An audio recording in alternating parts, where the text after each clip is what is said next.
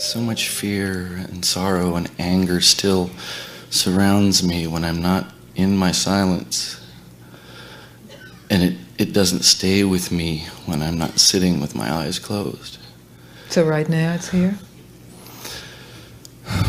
Not so much, because I'm holding your hand. But just when I'm out in the world and... I'll tell you, it's very simple what you have done.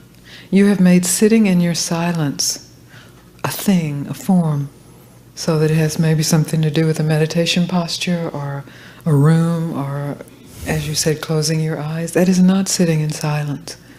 Silence is there. But you have to discover that silence is who you are. Silence is who you are. I remember going to the marketplace with Papaji, and in India the marketplace is really something. Everything is there.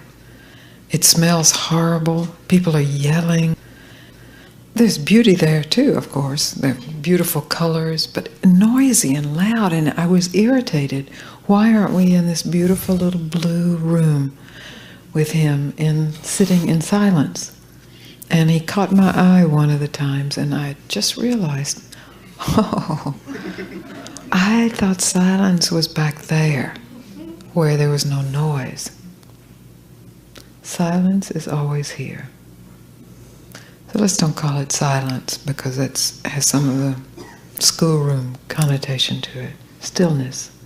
Stillness of being is always here. And your meditation practice can be very useful for first noticing stillness of being. But if you then link up stillness of being with doing something, then stillness of being in your mind is an effect of another cause. And it's just the reverse. Stillness of being is the cause of everything. And so you have to discover that everywhere. Everywhere. And your challenges, as you say, the grief, the anger, the onslaught of the world, is in that moment to ask yourself, has stillness gone anywhere? Rather than getting into a big discussion of how you need to be back in your room, or you need to get away from this, or why is this coming after me, and what have I done, and why can't I keep it? You understand? It's very simple. You really ask yourself, has stillness of being left? You just check it out. That's what a reality check really is. You check it out. And this is what is overlooked the most. There's already this assumption that it has gone, and then based on that assumption are all these strategies of mind appearing of how to recover it. Or I need to sit longer so that it'll last longer. Or I shouldn't be here, this shouldn't be happening. But all of that's based on a false assumption. The false assumption is that you are not the stillness.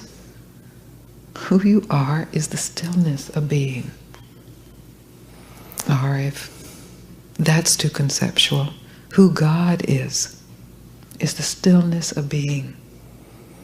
And if that's too hierarchical, what is finally in the core of every experience, every place, every circumstance, every body, every emotion, every thought, is stillness of being.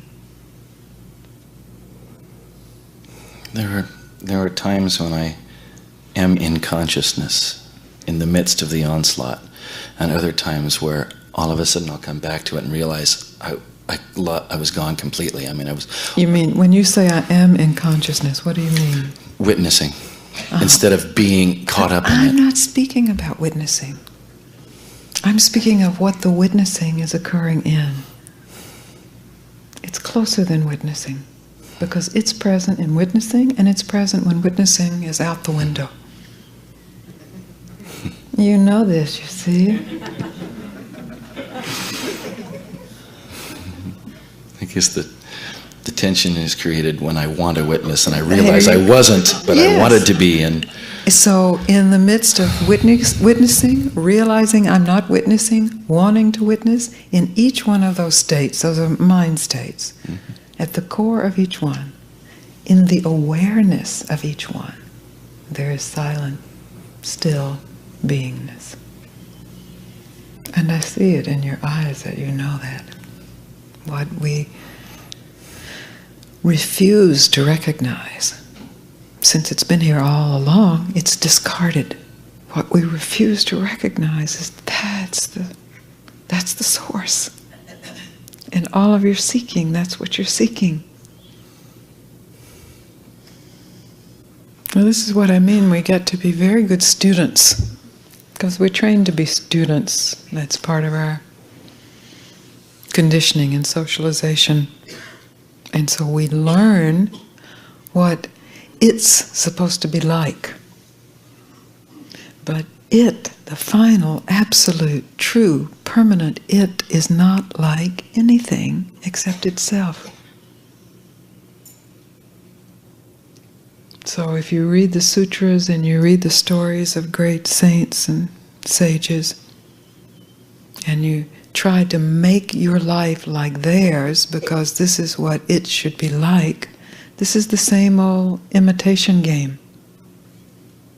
And in the activity of imitating, there's the overlooking of the authenticity that's already present at the core of your being, already awake, already at peace, already still, already free. And in that instant, you know it has never been otherwise. It's been here all along.